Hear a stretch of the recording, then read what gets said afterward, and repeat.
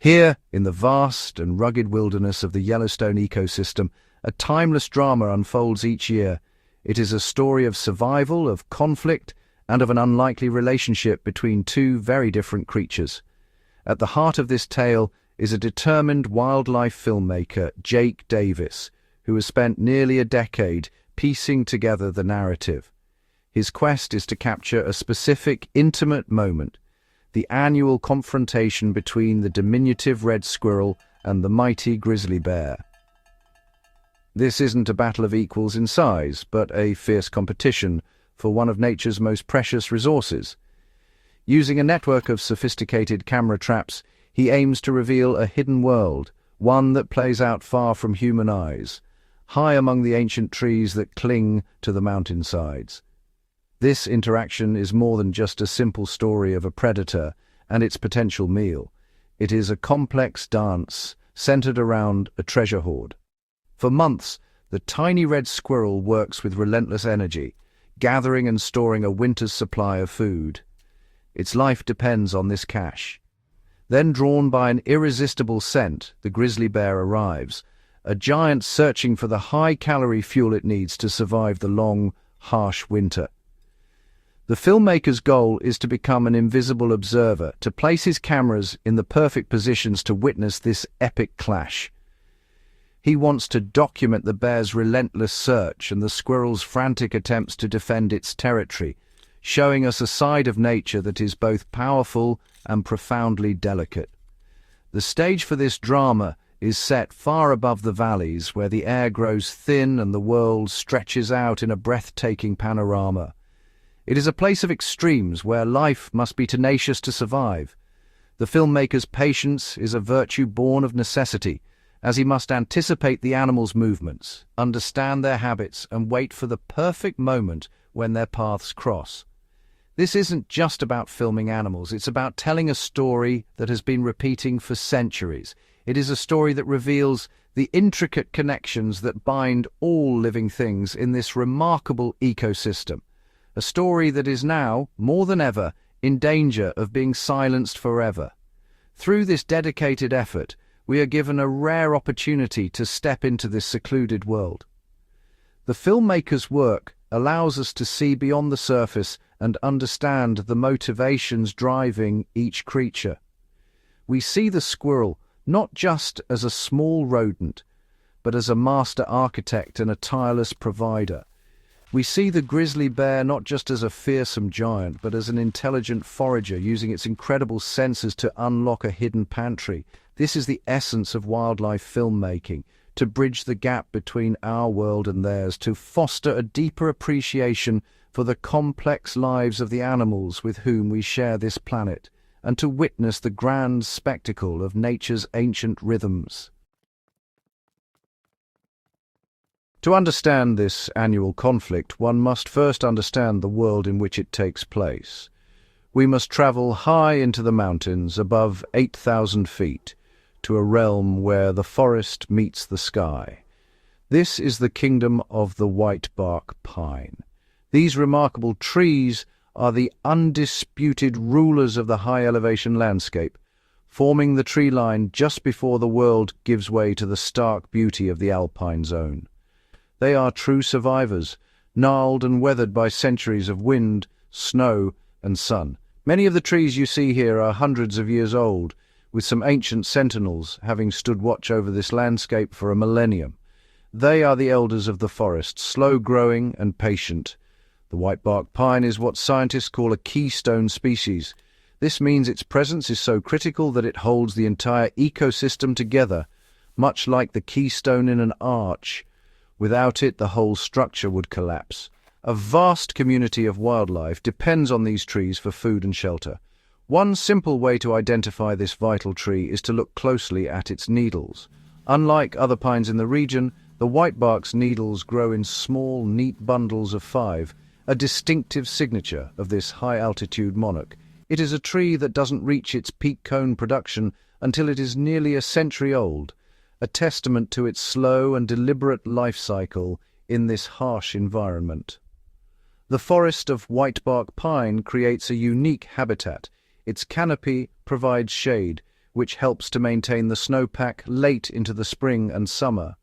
This slow melt of snow is crucial, as it provides a steady supply of water to the streams and rivers in the valleys below, sustaining life far beyond the immediate forest.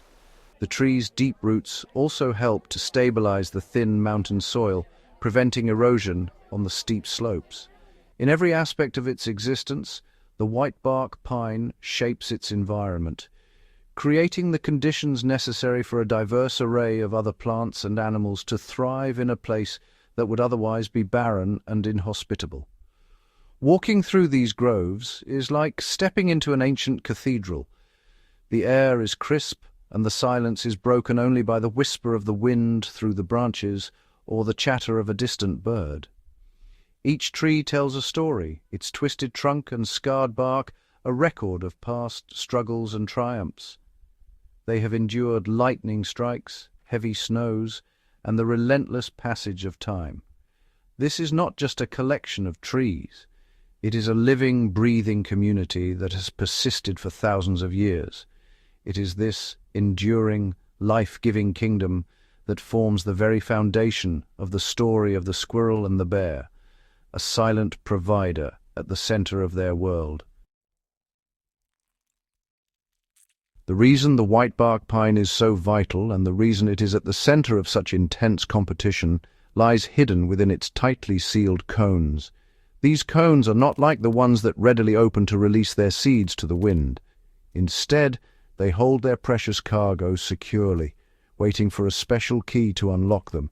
Inside each cone is a treasure trove of small, wingless seeds. These are no ordinary seeds.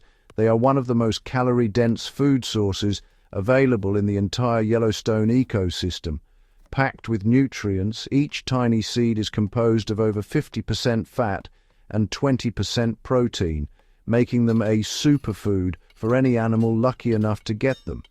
For a grizzly bear preparing for its long winter sleep, these seeds are pure gold.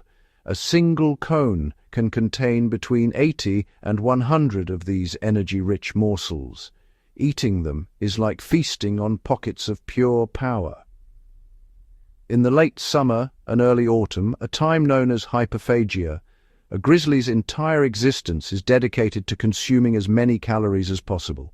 It must build up immense fat reserves to survive the months of hibernation when it will not eat or drink.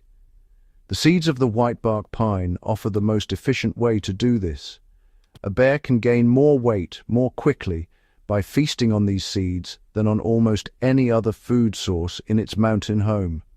This incredible concentration of energy makes the seeds a coveted prize. The fat content provides long-lasting fuel, while the protein helps to build and maintain muscle mass. For a female grizzly, this food source is particularly important. The number of cubs she can successfully give birth to and raise is directly linked to her physical condition and fat reserves when she enters the den. A good whitebark pine seed crop can mean the difference between a successful breeding season and a failed one. The future of the grizzly bear population in this region is therefore inextricably linked to the health and productivity of these high-altitude pine forests. The cones themselves are a formidable defense. They are covered in a thick, incredibly sticky resin, a substance like natural super glue that can cling to fur and paws. This resin is the tree's first line of defense, designed to deter all but the most determined seed-eaters. The cones also remain closed, meaning the seeds are locked away inside a tough woody vault. This presents a significant challenge for any animal wanting to access the nutritional treasure within. It requires specialized tools, immense strength, or clever strategies to bypass these defenses. This is precisely where the red squirrel and the grizzly bear enter the picture, each with its own unique method for cracking the code. Enter the first contender in this epic battle for pine cones, the small but mighty red squirrel. Every summer, as the whitebark pine cones begin to mature, these tiny dynamos embark on an extraordinary mission. For them, it is a race against time. They must harvest and store enough food to survive the long, snow-filled winter. This single-minded focus is so intense that up to 80% of a squirrel's daily activity is dedicated to this monumental task. From dawn until dusk, they scurry up and down the ancient pines, navigating the branches with astonishing agility. Their goal is to cut the green, unripe cones from the tree before any other creature can get to them. The process is a messy and arduous one. As the squirrel chews through the stem of a cone, it gets covered in the tree's sticky defensive resin. This sap clings to its fur and whiskers, but the squirrel is undeterred. It is a small price to pay for securing its winter larder. Once a cone is cut, it tumbles to the forest floor below. The squirrel then scurries down, collects its prize, and carries it off to a special storage location. Over the course of a single season, one industrious red squirrel can harvest and cache thousands of whitebark pine cones, an incredible feat of endurance for such a small animal. These caches are known as middens. A midden is more than just a pantry. It is the squirrel's home, its fortress, and the center of its universe. It is often a messy-looking pile of logs, discarded cone scales, and other forest debris, usually situated in a cool, shady spot. The squirrel buries the green cones deep within this pile. The cool, damp conditions inside the midden act like a natural refrigerator, keeping the cones fresh and preventing them from opening prematurely. This ensures that the squirrel will have access to a reliable food source throughout the winter, when the world outside is buried under a deep blanket of snow. The squirrel is fiercely protective of its territory and its precious midden. It announces its ownership with a series of distinct vocalizations. There is a loud, rattling territorial call that warns other squirrels to stay away. If an intruder dares to venture too close, the call changes to a frantic, squeaking feud as the resident squirrel gives chase. And then there is a special chirping alarm, a sound reserved for the most formidable of threats, like the shadow of a hawk passing overhead or the scent of a bear on the wind. This midden is the squirrel's life's work, and it will defend it with all its might against any and all trespassers. As late August arrives, a change comes to the high country. The air grows cooler, and a sweet, pungent aroma begins to drift from the squirrel's middens as the buried cones start to ripen. This scent is, well, an irresistible signal to the second major player in this drama, the grizzly bear. Guided by one of the most powerful noses in the animal kingdom, the great bears are drawn up into the high-elevation forests. Their arrival is remarkably consistent, happening at the same time year after year, timed perfectly with the ripening of the cones. For them, the squirrel's hard work has created the perfect opportunity for an easy, high-calorie meal. They're not here to hunt the squirrel. They're here to raid its pantry.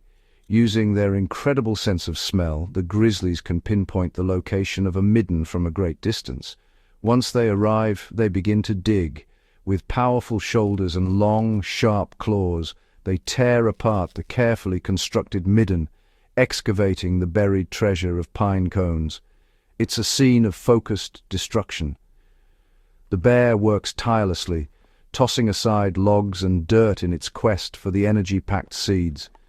The squirrel can do little more than watch from a safe distance, chattering its alarm call in a futile protest as its winter savings are plundered. The bear is not being malicious. It's simply following an instinct for survival that is as old as the mountains themselves.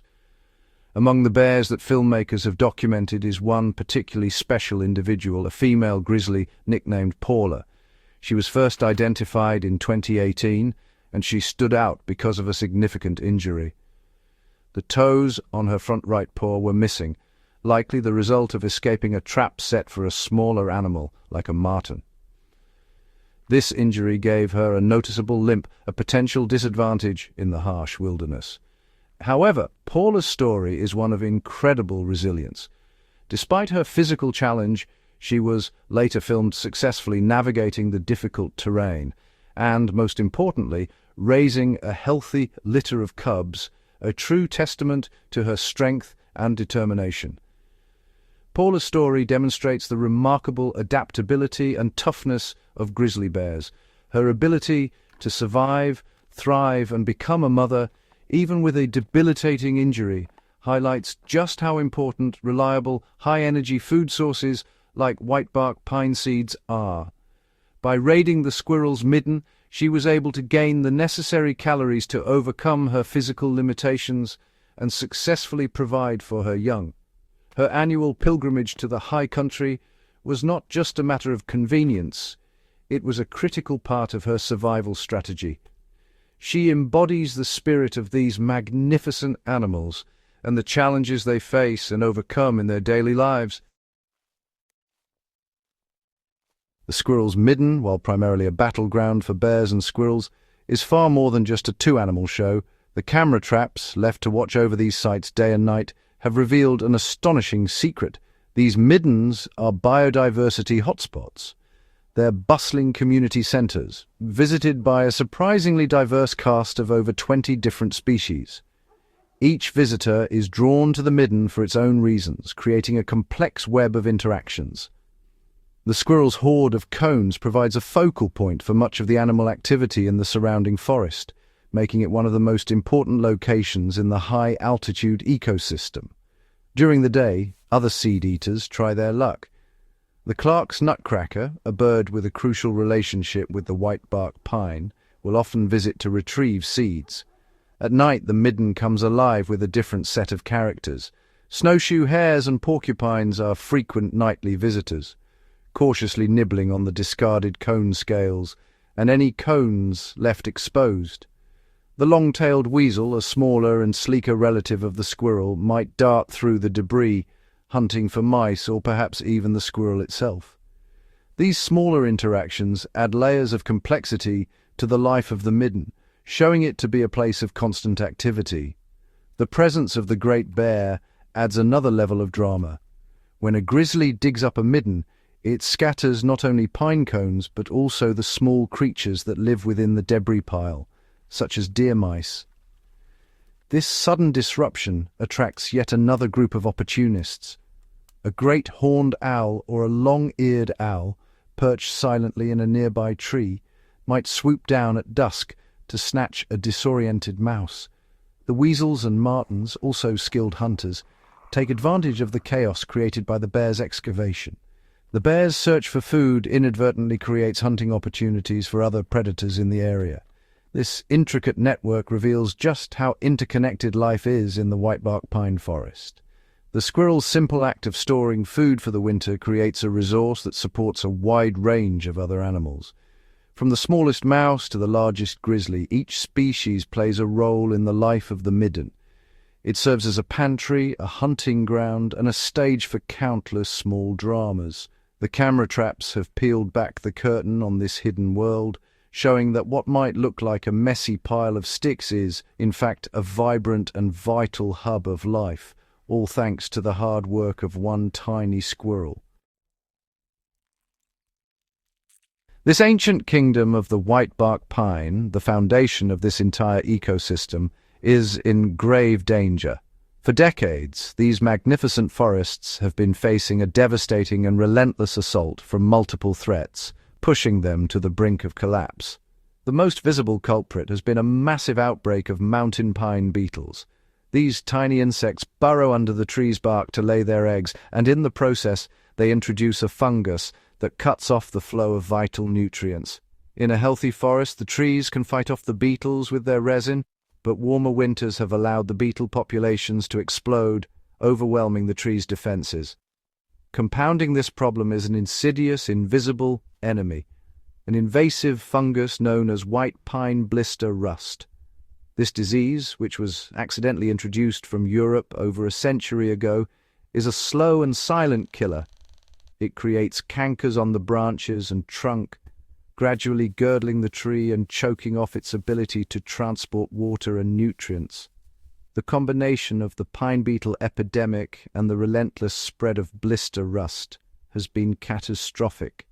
In many areas throughout the Yellowstone ecosystem, the mortality rate for whitebark pine has exceeded 90%, leaving behind vast, ghostly landscapes of dead trees.